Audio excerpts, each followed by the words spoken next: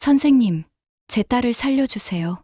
제발. 보스턴 어린이병원 현관 앞 차가운 빛 속에서 저는 낯선 아시아인 남자분의 팔을 붙잡고 있었습니다. 흐르는 눈물이 빗물과 섞여 얼굴을 타고 흘러내렸지만 닦을 생각조차 들지 않았습니다. 제 눈앞에 보이는 흰 가운을 입은 듯한 이 사람이 마지막 희망처럼 느껴졌기 때문입니다. 죄송합니다. 전 의사가 아닙니다. 그제야 자세히 보니 제가 붙잡은 분은 흰 가운이 아닌 회색빛 코트를 입고 계셨습니다. 비에 젖은 코트 자락이 무겁게 늘어져 있었죠. 절박한 마음에 아시아인 의사 선생님이라 착각했던 겁니다. 죄송하다는 말과 함께 부끄러움에 휩싸여 그대로 병원을 뛰쳐나왔습니다. 하지만 그날의 비가 오는 차가운 병원 현관 앞에서 한 낯선 남자와의 우연한 만남이 저와 에밀리의 인생을 완전히 바꿔놓을 줄은 그때까지만 해도 몰랐습니다. 저는 KT 윌리엄스입니다. 보스턴 다운타운 모닝글로리 카페에서 일하는 바리스타예요. 아침 6시부터 오후 2시까지 일하고 그 후엔 이곳 병원으로 와서 에밀리를 돌봅니다. 에밀리는 4살배기 제 딸이에요. 에밀리의 병은 척수성근위축증이라고 합니다.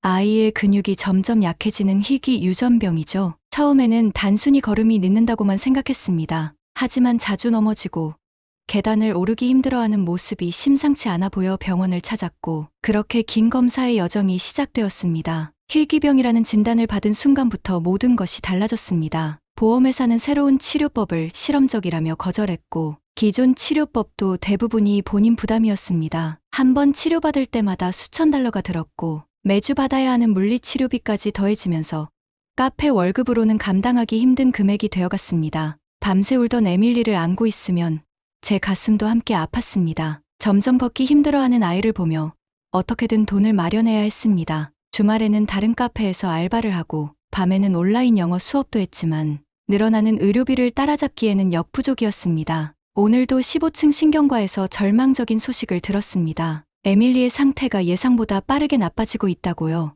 이대로 가면 곧 휠체어가 필요할 거라고 했습니다. 그 말을 듣는 순간 다리에 힘이 풀렸습니다. 그래서 병원을 나오다 새로 오셨다는 동양인 의사처럼 보이는 분을 붙잡았던 거예요. 에밀리가 아프니 더욱 남편 생각이 났습니다. 에밀리가 태어났을 때 남편인 마이클은 병원 복도를 뛰어다니며 온 세상에 자신이 아빠가 되었다고 외쳤습니다. 금발 곱슬머리에 파란 눈을 가진 우리 딸은 태어나자마자 아빠를 쏙 빼닮았죠. 마이클은 출산 후 일주일 동안 휴가를 내고 매일 밤 에밀리의 기저귀를 갈았습니다. 내 작은 공주님이 불편해하면 안 되지라며 한밤중에도 에밀리가 칭얼대면 먼저 일어나곤 했죠. 보스턴의 한 광고회사에서 크리에이티브 디렉터로 일하던 마이클은 바쁜 와중에도 항상 가족을 우선으로 생각했습니다. 매일 아침 출근 전 에밀리의 이마에 키스하는 것을 잊지 않았고 퇴근할 때면 항상 작은 선물을 들고 왔습니다. 때로는 작은 곰인형, 때로는 예쁜 헤어핀, 혹은 그날 아침 에밀리가 좋아할 것 같은 그림책.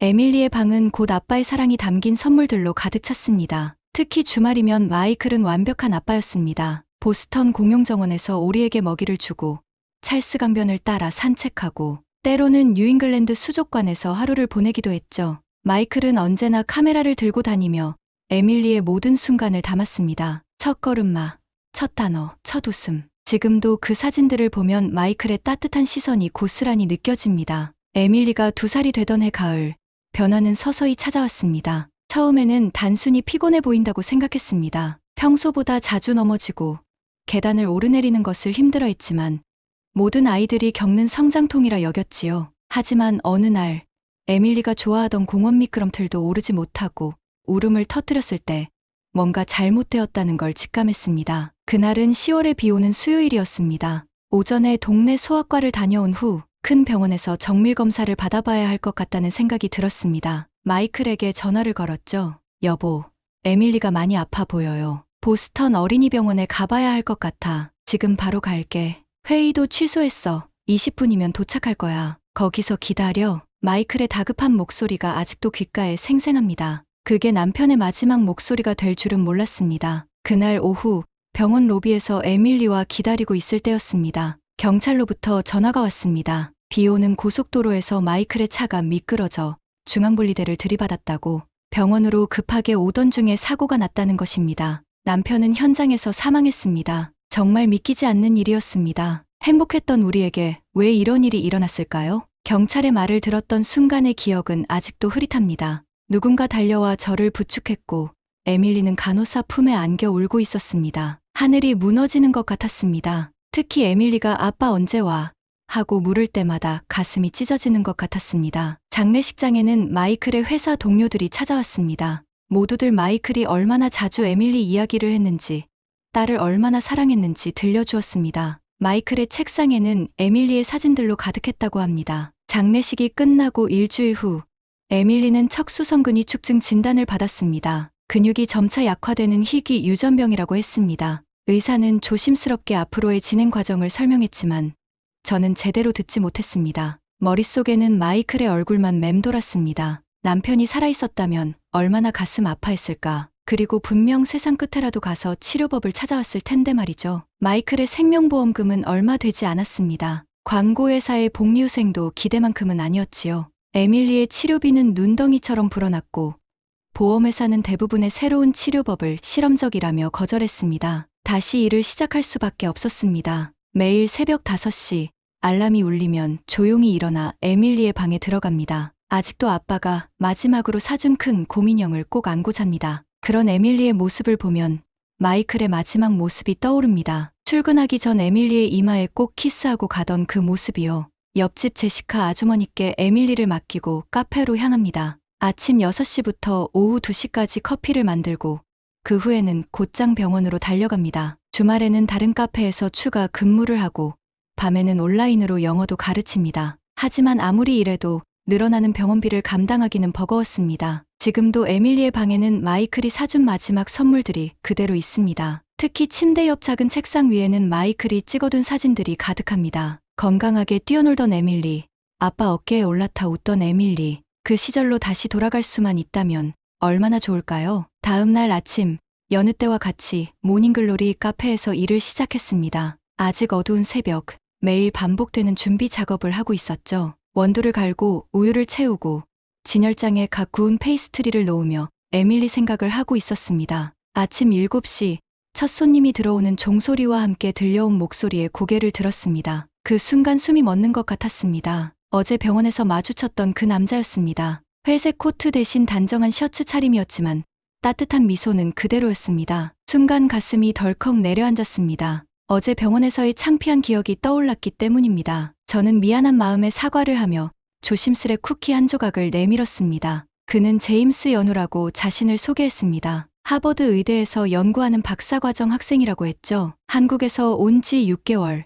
아직은 미국 생활이 낯설다는 이야기를 조용히 들려주었습니다. 보스턴의 혹독한 겨울과 씨름하는 이야기, 밤늦게까지 이어지는 실험실 생활, 한국과는 다른 연구 환경에 적응하는 과정 등 그의 이야기 속에서 낯선 땅에서 새로운 시작을 하는 이의 고단함이 묻어났습니다. 커피를 내리며 그의 이야기를 듣다 보니 어제의 어색함은 자연스레 녹아내렸습니다. 같은 도시에서 각자의 방식으로 고군분투하는 두 사람의 이야기가 오가는 사이 카페 안은 점점 따뜻해져 갔습니다. 창밖으로는 여전히 차가운 겨울 아침이었지만 간대린 커피 향과 블루베리 쿠키 향이 어우러진 이 공간은 묘하게 포근했습니다. 이야기는 자연스럽게 에밀리에 대한 이야기로 흘러갔습니다. 척수성근이축증이라는 희귀병에 대해 이야기하면서 연우의 눈빛이 달라지는 것을 보았습니다. 그렇게 우리의 첫 대화는 시작되었습니다. 아직은 서로가 조심스럽고 어색했지만 이상하게도 편안함이 느껴졌습니다. 1시간 가까이 이어진 대화는 마치 오랫동안 기다려온 만남처럼 자연스러웠습니다.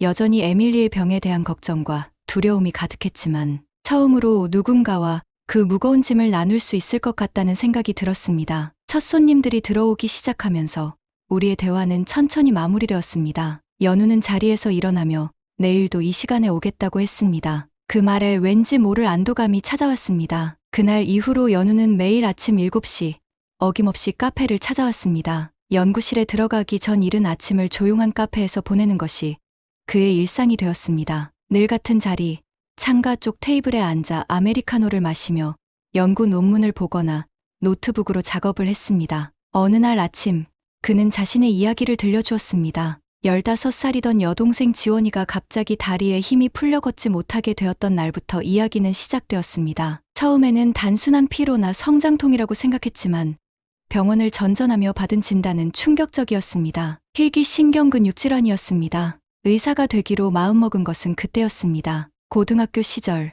병원 대기실에서 밤을 지새우며 의학 교과서를 읽었고 서울대 의대에 수석으로 입학했습니다. 지원이의 병을 연구하기 위해 신경근육질환을 전공으로 선택했고 밤낮으로 연구에 매진했습니다. 지원이의 상태는 다행히 좋아졌습니다. 새로운 치료법 덕분에 지금은 대학생이 되어 활기찬 생활을 하고 있다고 했습니다. 하지만 연우는 여기서 멈추지 않았습니다. 더 많은 희귀병 환자들을 돕고 싶다는 마음에 하버드까지 오게 되었습니다. 매일 아침 그의 이야기를 들으며 에밀리의 모습이 겹쳐 보였습니다. 어쩌면 이것이 운명일지도 모른다는 생각이 들었습니다. 병원 현관에서의 우연한 만남, 그리고 지금 이 카페에서의 매일 아침, 연우의 눈빛에서 동생을 향한 사랑이 느껴졌고 그것은 제가 에밀리를 바라보는 마음과 닮아 있었습니다. 보스턴의 차가운 겨울 아침, 창밖으로 하얀 입김이 피어오를 때면 연우는 따뜻한 커피를 마시며 연구 이야기를 들려주었습니다. 새로운 치료법 개발에 대한 희망찬 소식,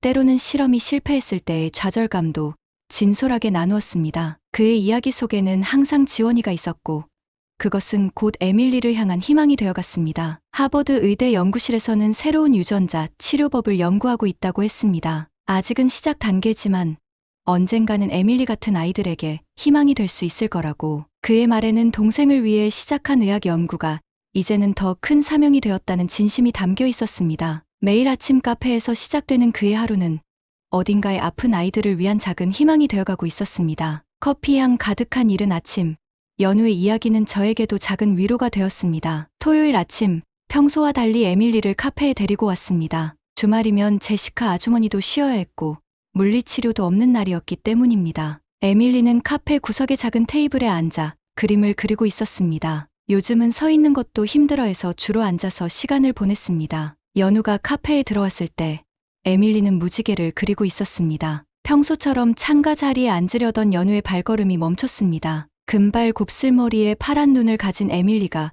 그의 시선을 사로잡은 것이었습니다. 에밀리도 연우를 발견했습니다. 처음 보는 사람 앞에서 대개는 수줍어하던 에밀리였지만 이상하게도 연우를 보자 환하게 웃었습니다. 마치 오래전부터 알고 있던 사람을 만난 것처럼 자연스러웠습니다. 연우는 에밀리의 테이블 앞에 조심스레 앉았습니다. 그의 품에서 작은 스케치북이 나왔습니다. 연구실에 가는 길에 늘 가지고 다닌다며 에밀리에게 그림을 하나 그려주었습니다. 동생 지원이에게 자주 그려주던 토끼 그림이었습니다. 서툴지만 귀여운 그 그림에 에밀리의 눈이 반짝였습니다. 토끼가 다리가 아프대요. 저처럼. 에밀리의 말에 잠시 숨이 멎는 것 같았습니다. 하지만 연우는 미소를 지으며 그림을 이어갔습니다. 그래서 이 토끼는 특별한 마법의 신발을 신었어. 이 신발을 신으면 하늘도 날 수 있고 구름 위도 걸을 수 있지. 에밀리의 눈이 커졌습니다. 연우는 천천히 이야기를 이어갔습니다. 마법의 신발을 신은 토끼가 하늘을 날아다니며 모험을 하는 이야기. 에밀리는 그의 이야기에 푹 빠져들었고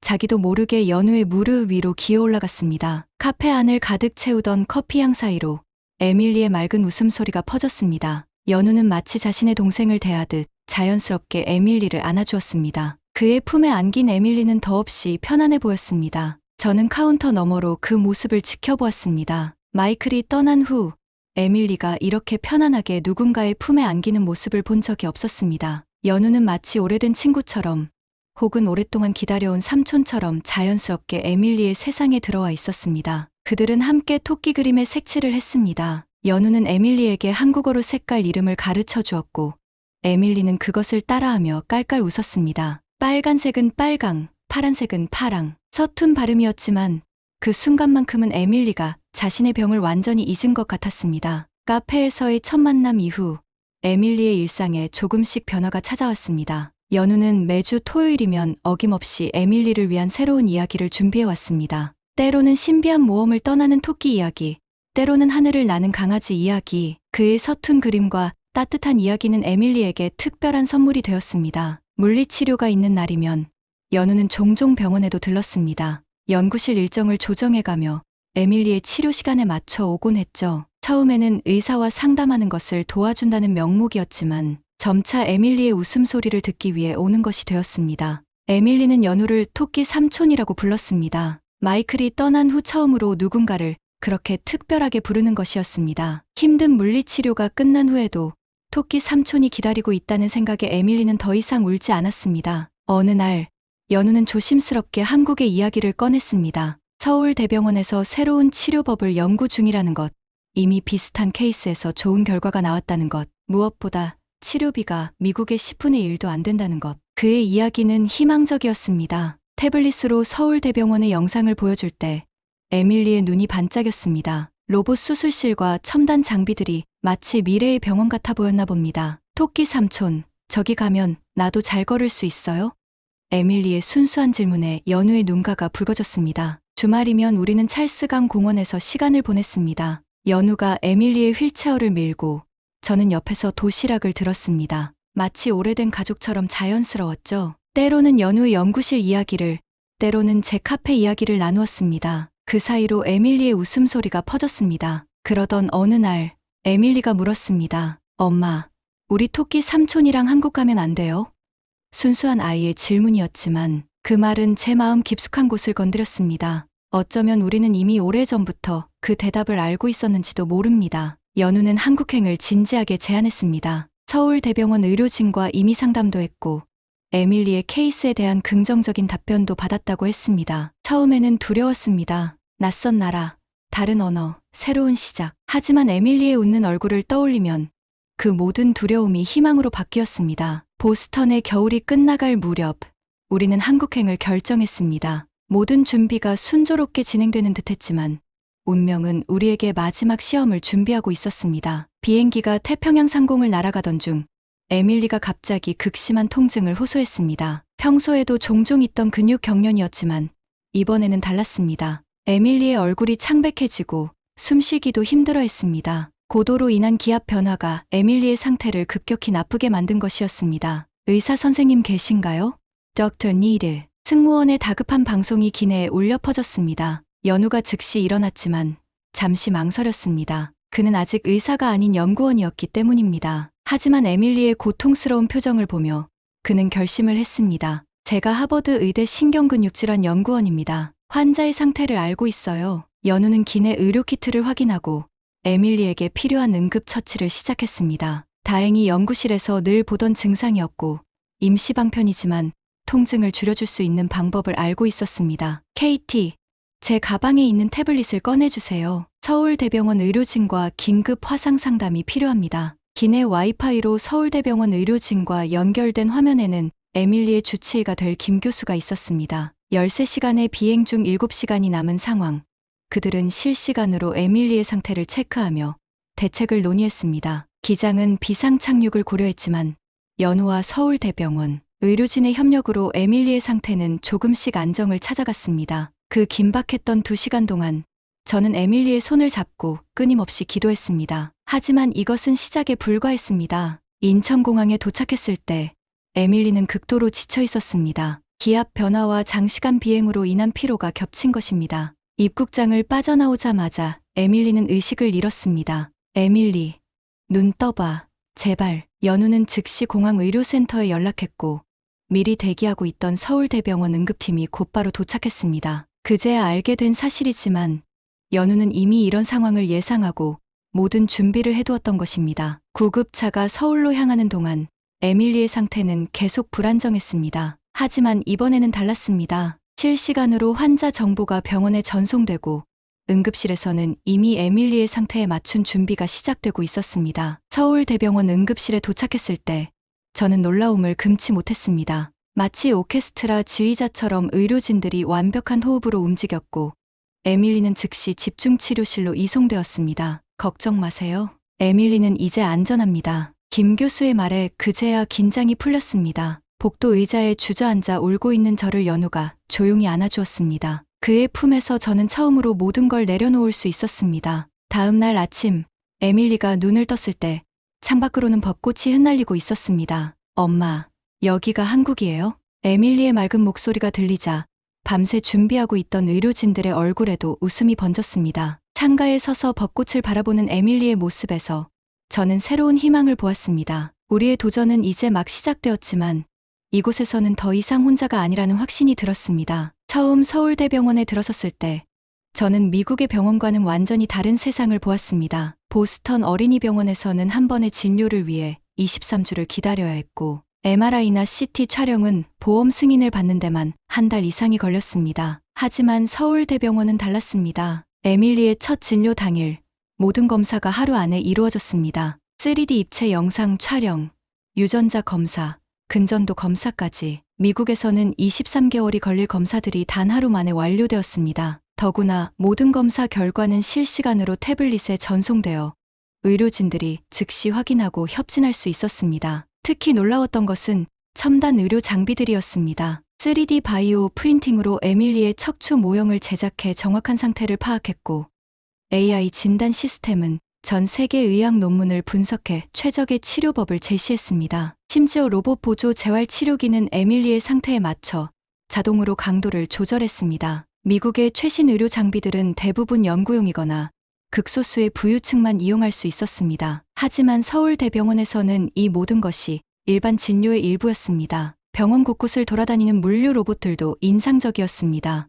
약품과 의료 물품을 자동으로 운반하고 심지어 환자의 식사도 정확한 시간에 배달했습니다. 에밀리는 이 로봇들을 토끼 친구들이라고 부르며 좋아했습니다. 서울대병원 희귀질환센터에서의 첫 상담은 천국과 지옥을 오가는 시간이었습니다. 미국에서는 들어보지 못했던 치료제, 졸겐스마에 대한 이야기였습니다. 단 한 번의 투여로 효과를 볼 수 있는 유전자 치료제라고 했습니다. 하지만 20억 원이라는 천문학적인 비용에 가슴이 무너졌습니다. 혁신적인 치료제, 졸겐스마에 대한 설명을 들으며 처음에는 희망에 부풀었지만 곧 현실의 벽에 부딪혔습니다. 외국인의 경우 건강보험 적용이 어렵습니다. 그 말을 듣는 순간 세상이 무너지는 것 같았습니다. 20억 원, 평생 모아도 만들 수 없는 금액이었습니다. 한국에 왔지만 결국 또다시 막막한 현실 앞에 서게 된 것입니다. 서울대병원 희귀질환센터에서의 상담 후 연우는 평소보다 더 오랫동안 침묵했습니다. 퇴원 후 첫 주말,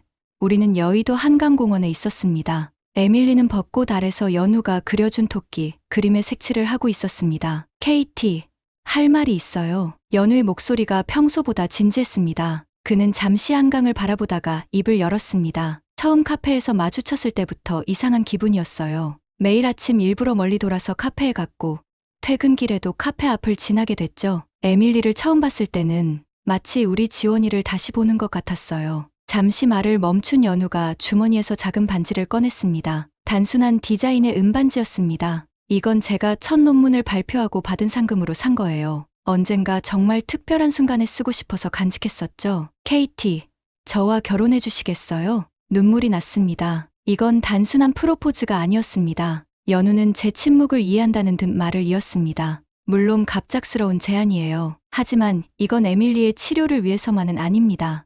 제가 정말 당신과 에밀리와 함께 가족이 되고 싶어서예요. 저도 알고 있었습니다. 매일 아침 카페에서 마주치는 그의 눈빛이 에밀리를 대하는 그의 마음이 진심이라는 것을, 그리고 저 역시 그를 바라보는 제 마음도 사랑으로 가득 차 있었습니다. 벚꽃이 흩날리는 한강공원에서 우리는 새로운 가족이 되기로 했습니다. 이것은 단순히 치료를 위한 선택이 아닌 우리 세 사람의 새로운 시작이었습니다. 하지만 현실은 그리 쉽지만은 않았습니다. 연우가 어머니께 결혼 이야기를 꺼냈던 날, 강남의 한 아파트는 얼음장같이 차가워졌습니다. 연우의 어머니는 20년 전 남편을 잃고 혼자서 두 아이를 키워오신 분이었습니다. 온갖 고생을 하며 아들을 하버드까지 보냈는데 갑자기 들려온 외국인 며느리와 아픈 아이의 소식은 충격이었을 것입니다. 내가 미쳤구나. 지금 내 앞길이 얼마나 창창한데 아픈 아이까지 떠맡겠다는 거니?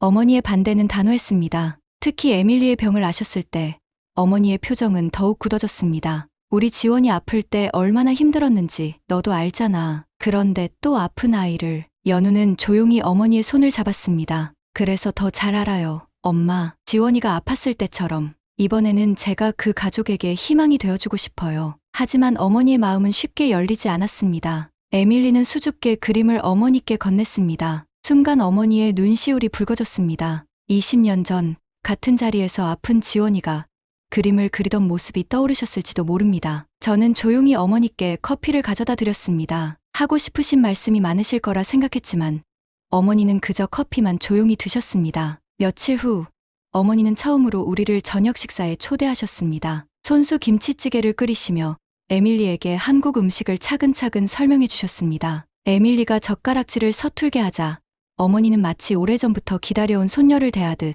정성스레 가르쳐 주셨습니다. 얼마 후 서울대병원 소아병동의 특별치료실은 긴장감으로 가득했습니다. 에밀리는 졸겐스마 투여를 위한 준비를 하고 있었고 의료진들은 마지막 검사 결과를 확인하고 있었습니다. 연우는 의사가 아닌 가족으로서 에밀리의 손을 잡고 있었습니다. 치료제 투여는 생각보다 조용하게 진행되었습니다. 마치 평범한 링 것처럼 보이는 수액 속에 에밀리의 미래가 담겨 있었습니다. 에밀리는 연우가 들려주는 토끼 이야기를 들으며 잠이 들었습니다. 치료 과정 내내 의료진들은 놀라워했습니다. 보통의 환자들과 달리 부작용이 거의 없었고 에밀리의 생체 지표들도 안정적이었습니다. 그동안의 연구가 에밀리의 치료에 도움이 된 것 같다며 연우는 조용히 눈물을 닦았습니다. 이틀 후 에밀리는 퇴원했습니다. 이제부터는 매주 외래 진료를 통해 상태를 체크하고 새로운 물리치료 프로그램을 시작하게 될 거라고 했습니다. 한 달이 지났을 때 첫 번째 변화가 찾아왔습니다. 에밀리가 혼자서 일어서려 시도했던 순간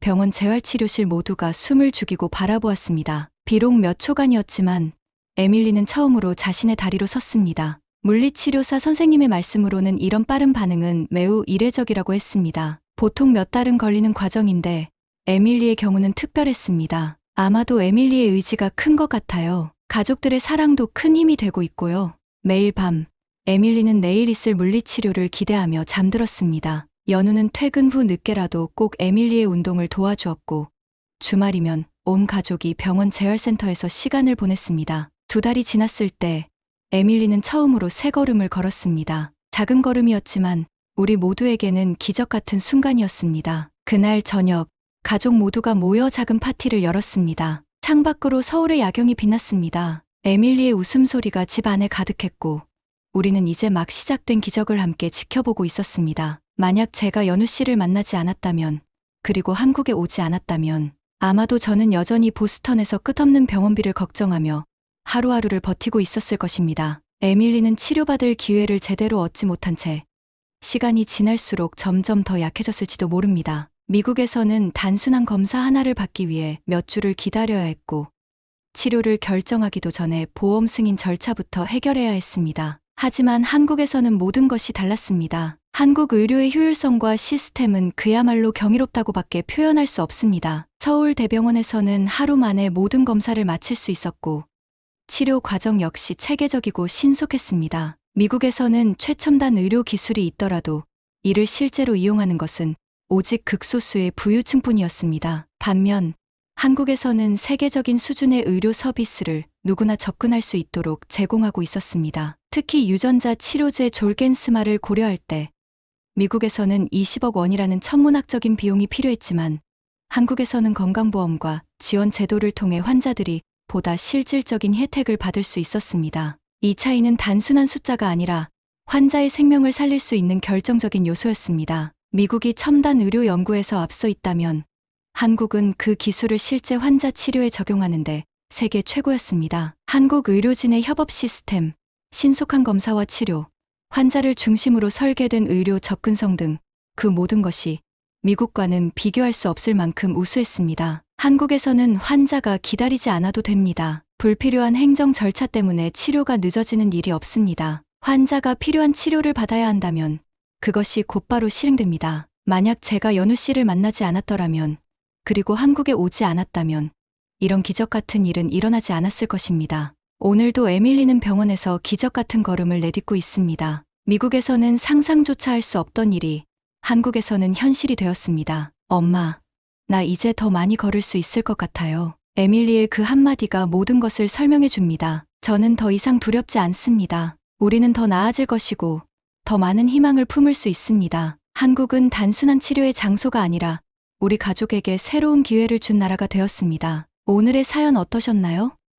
오늘은 보스턴의 차가운 겨울 속에서 끝없는 절망을 마주하던 KT에게 어느 날 연우 씨와의 따뜻한 인연이 찾아와 기적처럼 에밀리에게 새로운 희망의 문을 열어준 내용이었습니다. 저도 에밀리가 더욱 건강하게 자라길 바랄게요. 사연이 마음에 드셨다면 구독과 좋아요를 눌러주세요. 여러분의 관심은 저희에게 큰 힘이 됩니다. 앞으로도 많은 사연을 소개할 수 있기를 바랍니다. 감사합니다.